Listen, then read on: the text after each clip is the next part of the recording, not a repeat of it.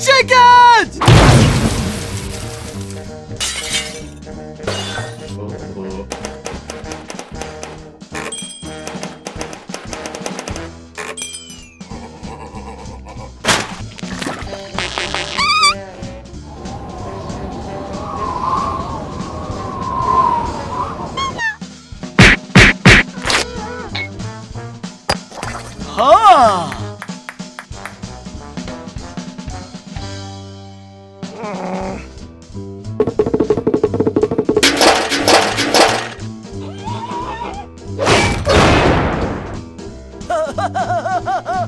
Hello!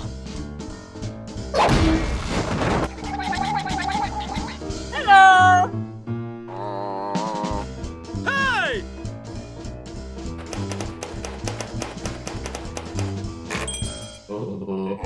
You know, I appreciate the effort, but that doesn't seem to be working.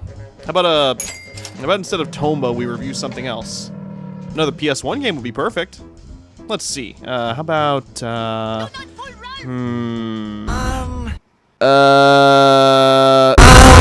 Spyro the fucking Dragon. After the massive success of the Crash Bandicoot Insane trilogy, it would have been stupid for them to not remake the Spyro 1 through 3 trilogy. And so, in honor of that, I've decided to talk about the 3 original games, seeing as how those are the only 3 Spyro games that matter. Taste the delicious furry tears of the fans of Cinder, whatever the f that chick dragon's name was in the Legend of Spyro trilogy. F those games. What the f? I got a new phone number and everything. Hello? Yes, this is GrenademanBlitz. Yes. Yeah, no, look, I know I'm judging the Legend of Spyro trilogy harshly, but they changed a working formula for something that didn't need changing, and it became worse because of it. You know what? No, no. Okay, fine. You know what? I'm gonna get the expert. Pete! Pete!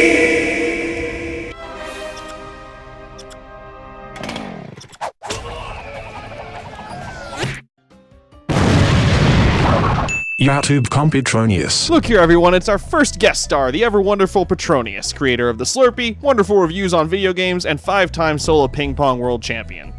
Nade, only one of those things is true. I know! And believe you me, I thank you every day for Slurpees. Also, Pete, you're only ahead, and I'm not gonna lie, it's kinda creepy. Right, so, what was it you needed me for? Oh, you think Legend of Spyro sucks, right? Well, I mean, I don't think sucks is the right word for it. Right, he thinks it sucks. They want to know why. Is this really all you called me for? Look, I never played it, so I need someone who has to affirm my stance. Well, you review games too, so why don't you just play it and form your own opinion? Because I don't have time for that, and I wanted to shoehorn you into my video. Right. Okay. So, The Legend of Spyro. Where the fuck do I start with this? Well, after Spyro had 3 initial outings on the PlayStation thanks to the god-tier game development staff over at Insomniac Games, Spyro was a roller coaster of emotions from that point on. Mostly massive amounts of facepalm-inducing disappointment that seemingly rebooted the entire series into, I don't know, some kid-friendly beat-em-up game. But before that happened, there was another set of Spyro games which rebooted the series into a kid-friendly beat-em-up game. I swear I've literally not played this game for well over 10 years at this point, as I pretty much played it around its release and never went back to it. So I played it for a bit, and honestly, the first hour or so isn't anywhere near as bad as I remember. The story has a darker tone to it, and because this is a total reboot, it means they can get away with taking that liberty. You also get to see how this version of Spyro and Sparx met each other, which is, you know, this is fine. I don't hate this. In fact, the opening scene, you see Spyro's egg floating down the river accompanied with this really nice fantasy sounding music, which makes me think it's going to be some kind of epic adventure like The Lord of the Rings or something, which is ironic because Spyro is literally voiced by Elijah Wood in these games. Wild card, bitches! The visuals are actually pretty decent for the PS2, and unlike Spyro's later rebooted look, I really like the visual design of him here. At least in-game I do. I mean, the box art just looks kinda dumb. It's like they tried to make him look intimidating, but forgot he's a cute little dragon. Stupid box art. Get out of here. My main issue though is even in the first hour, the combat already seems to get way too repetitive, which kind of explains why I never bothered finishing this or starting the sequels. It's just not really what I want from a Spyro game, so why bother, you know? So yeah, that's what I think about that. So, what did they think? What did who think? The person on the phone. Oh, they hung up like 4 minutes ago. I'm ordering a pizza now. Okay, well, I'm gonna go now, because I want to go play a proper Spyro game. You mentioned that back in your knack video. I'm surprised you played that pile of garbage instead of Spyro. Well, I've been wanting to revisit the first 3 Spyros for some time now, so yeah. Are you gonna review them too? Yeah, of course I am. You heard it here first, folks. Get on over to Pete's channel and check out his knack review in preparation for the hour-long dissection of why the first Spyro game is amazing. No, it isn't gonna be that long. 2-hour thesis dissertation on why the color purple was chosen. Yeah, I'm just gonna go now. Alright, bye. Who the heck was that guy? What was I doing? Oh yeah, Spyro. So the game opens up with some old dragon dude being interviewed by... Well, we never get to see who exactly, but if memory serves me well, and it usually does, the interviewers are supposed to represent the game devs. Knowing that going into the game, it should immediately tell you what kind of game you're in for. Nasty Nork is a simple creature. Simple! He has been contained in a remote world and is no threat to the Dragon Kingdom. No threat! Besides, he is ugly. That does it! Looks like I've got some things to do. So let me get this straight. The main villain of the game is mad because he was insulted on TV, and he happens to have the power to turn all the dragons into crystal form from wherever the hell he is. God damn, that's fucking awesome. That's fucking awesome. Why am I being censored? Dear GrenademanBlitz, it has come to our attention that you'll be reviewing the first 3 Spyro games, and due to the fact that children might be watching these reviews, we feel the need to make sure that you're not a bad influence on their young minds. Sincerely yours... This is fucking bullshit. How am I supposed to be fucking funny with these random sound effects blocking out my funny bad words? Oh, what the fuck is that thing? Whatever, I'll review Spyro. So immediately you're dropped into the first world of the game. Not level, world. And this kind of threw me for a loop as a kid. I was so used to game worlds being just a series of levels. I had played Crash Bandicoot 2 at this point, so a warp room didn't really seem like a far-fetched idea, but the fact that you get to explore a big open field and choose levels within that level was f***ing mind-boggling to me.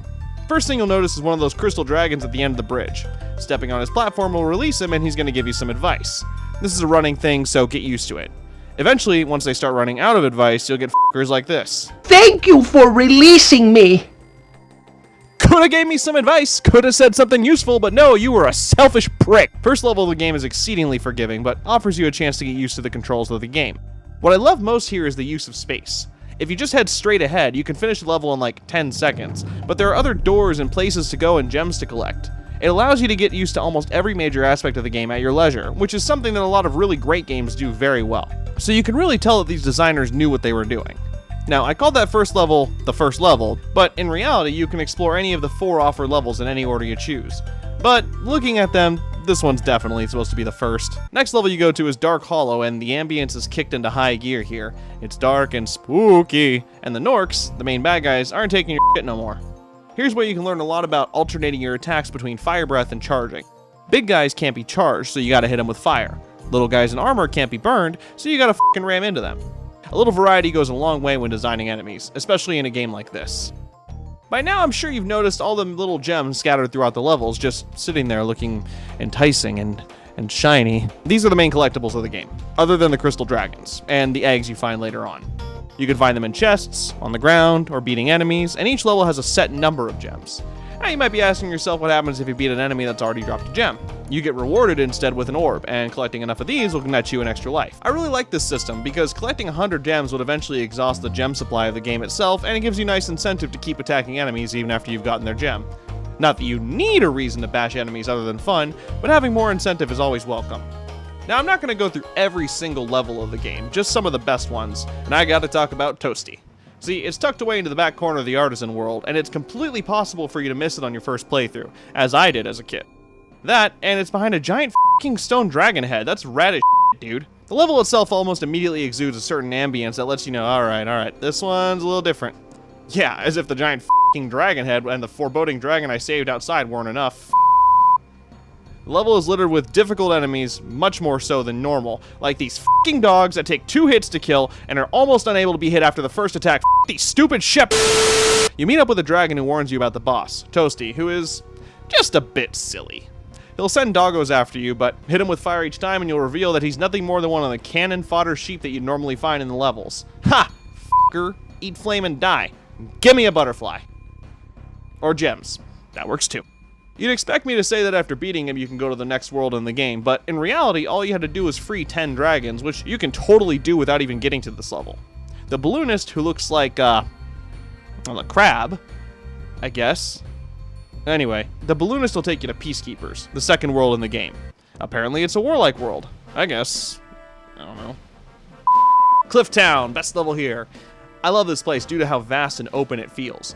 You get these sad, strange little men who will charge you for no reason, or when their woman lady smacks them towards you, but they aren't really a big deal. The level starts off at the bottom of the cliff at the edge of the town, and has you make your way through the town to the top at the far end of the map. This is another strong suit of most of the levels in Spyro, a real sense of progression. Now, I get that you're probably thinking that it's pretty standard for levels to do that in a video game, but you gotta think about the time period. Most games around this time had a sense of progression within the levels, but usually it was with enemies and hazards. Even Crash Bandicoot didn't really have a, quote, story, as it were, within the levels. It's not a detractor to not have this, but having an end goal of the level feel like something vastly different than the beginning of the level, a little story, is a nice bonus. It's at this point where it really starts to sink in how oddly Spyro handles. He feels like a stone under the ocean when he stands still, but once he gets moving he feels great. Initial inertia is the main issue.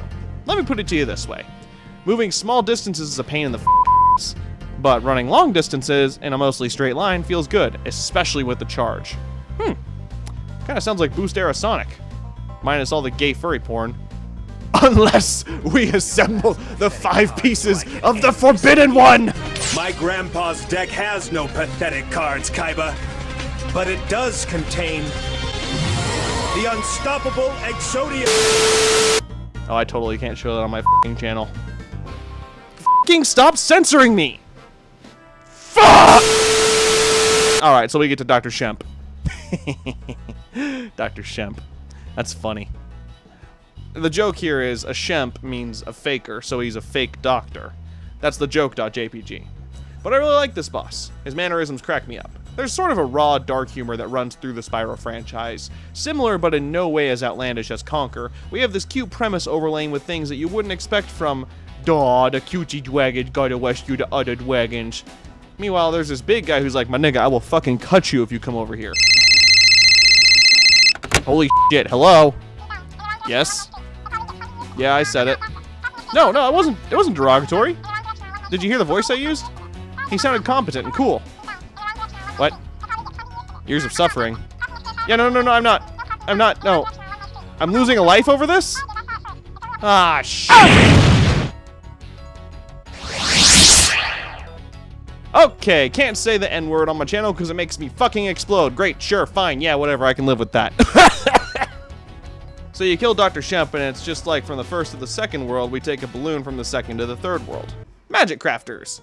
I think this might be my favorite homeworld in the game, purely by aesthetics alone. I love the use of color and the slight surrealism in the landscape, and the fact that the entire world revolves around f***ing wizards. I don't think I have a specific favorite level to talk about for this world, due to the fact that I love them all. And of course, it's widely known that Stuart Copeland, the music man for the game, ended up using the track Wizard Peak as the ending theme song for The Amanda Show. You remember that show, right? Anyway. What this level does have are the charge pads. If you charge along them, you'll start a supercharge, which at the end of the jump can take you super far. Or you can ram into which is fun too. This will be much more prevalent down the line when we get to treetops. You'll see. Does he not run because he knows his fate? Does he laugh at death? Does he even understand? Does he know what life is? Who is he? Who is the man? Dead. Alpine Ridge is another really good level, with geomancers f***ing around, these big boys, lots of gliding, just a good time. Unfortunately, the boss here is kinda dumb. His name is Blowhard, and that really should tell you all you need to know. Off to Beastmakers. Oh, it's a swamp. Shrek joke? Nah, I'm better than that. Anyway, Beastmakers here is quite the deviation from the last 2 hub worlds we explored, with being much more subdued and using a darker palette for its colors. That's not to say it's not interesting to explore, there's still plenty of quality levels here. For example, Hitler's Armpit, Misty Bog. You might be like, Nade, what's the matter? Is it really that bad of a level? No, it's fine. Just these things. Little plant charge you, make you think, oh, this should be fine. Devil Bunny Plant, holy Other than that, it's a fun level. I feel like I'm saying variations of that a lot. Oh, the timer? It's for how long I have until I get to make a Eurobeat joke. Treetops! Fun fact, Petronius loves this level. As the name suggests, the level itself takes place in the treetops. Wow! How amazing! I don't really know what the fuck these enemies are, but they seem possibly racist? Nah, it's fine, They're funny, I like them. The level consists of you running around the treetop bungalow to bungalow until you get to the main set pieces of the level, the charge pads. Oh, timer's done, let's go!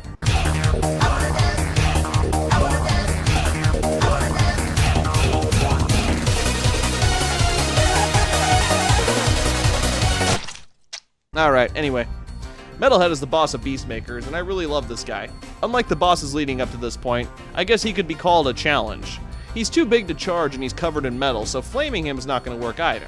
What you gotta do is break all the little towers of power within the hour to make him cower in a sour flower. Meow. With him dead, you'll get to go to the final main realm, Dreamweavers, and this place is... Shit, I should have released this video on 420 with all this shit going on. I feel like I'm stony baloney. Dreamweavers likes to f with the player a bit, with enemies that are fairly unpredictable at first, new mechanics, and a hub world that's just as dangerous as any other level. Haunted Towers is the first level we come across. Immediately when you land, you notice a crumbled suit of armor next to you. Foreshadowing. Remember it. The level is mostly blocked off, and you soon find more suits of armor that can't be beaten by your normal attack. So naturally, you go the only way you know how to go. You find a fairy who gives you an interspecies kiss. Huh. No wonder furries like this game. There's no judgment, just an observation. Unless we summon the Forbidden One! You'll soon find that your fire breath has been upgraded to take out metal, which is just a nice late game sense of progression. Using your newfound abilities, you can easily traverse the rest of the level. Unless you gotta re-up on that fire OG for $45 for an eighth because you don't have your card and your dealer charges you way too much for bunk. Where was I? Dreamweavers. Weed jokes. Next level is Dark Passage, and holy shit, what the f is that? Oh, it's just a cute little doggy. Holy shit, kill it, fire! The main gimmick of this level is that the enemies become big and scary when the light is off, so all you really gotta do is make sure the light is left on by killing the jester thingies holding the lamp. Not too hard, but a nice little gimmick. As an aside, I really like that almost every level in this game has some sort of new gimmick that doesn't break the flow of gameplay. It merely just adds something new to think about while you play. Super flame, charge pads, enemies that charge, cannons, etc., etc. Wait, gimmick, I'm forgetting something. Oh shit, I forgot to talk about the flying levels. Flying levels are levels where you fly around and hit things in a certain time frame without dying for gems. The boss of Dreamweavers is dumb too. Just chase this around for a bit and wow! That's it. But now it's time to face the big man himself, Nasty Nork. At least after going through a couple more levels. And to be honest, the final 2 levels of this game are my favorite. They really show a competent culmination of everything that's been fun so far in the game, and I appreciate the devs actually having a bit of challenge for the players before getting to Nasty himself, along again with new mechanics. But Nade, how's the final fight? What final fight? Let me explain something about dropping the ball. Hard. The final fight of this game is dumb. Spoilers, I guess. You're dropped into an arena and you can't reach Nasty. Fair is fair, I guess, so you gotta find a guy with a key, but oops, the key doesn't work on this platform. You gotta find another door and get another key. Great, fine, yeah, whatever. Now you get to chase Nasty around like a dumb for a bit until you catch up to him and flame his ass. Then you get to do a really tedious platforming bit to get to Nasty End. You're toast, That's f***ing it! Credits roll, great game, guys. I'm being harsh. I love this game, but the fight is stupid. After the final fight, you get dropped back into Nasty's world, and the Dargan tells you gotta collect all the gems to get to the final level. I'm not gonna do that. F*** it. Instead, what you should do is go subscribe to Petronius' channel, because he's actually gonna do it 100% the game, you know, like I said in the intro. Spyro the Dragon. Man, what a fun game. Aside from dropping the ball with some of its boss fights and some minor complaints with the way Spyro handles, the majority of the game is great. From the sweeping landscapes for a PS1 game, fantastic music tracks, and a fun little story that doesn't take itself too seriously, Spyro is quite the amazing f***ing game, and I have to recommend everyone give it a shot. Whether you wait for the remake or play the original, Spyro is definitely a game you should check out. Now, if you'll f***ing excuse me, I gotta start playing Spyro 2, Ripto's f***ing Rage, the best game in the series, and... Wait, what's happening? Guys?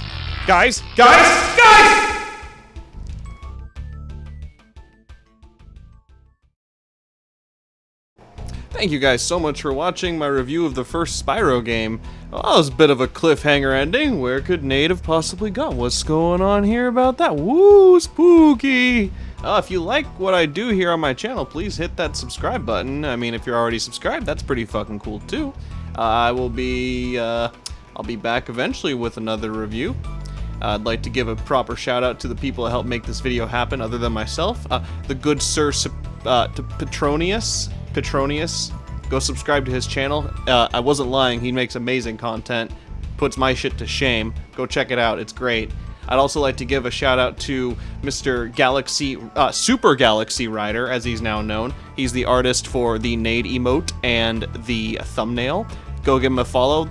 Links to both of them will be in the description down below. This is the part where I beg for your attention, like most YouTubers do, the whole shut up cat, comment and subscribe thing, you know, that whole bit. There's various links down below that you should check out for fun. Shut up cat, for fun times. Can you guys even hear him? I don't know if you can hear my cat. You want to say hi? Come here. No, come here. Say hi. There, he says hi. Other than that, I don't really have much else to say. The normal ending credits music is generic Spyro music because the old music's on my old computer and I forgot to transfer it over, but it'll be back for the next one. And with that, I'll see you guys in the next video. And always remember, video games are the best video games. Later.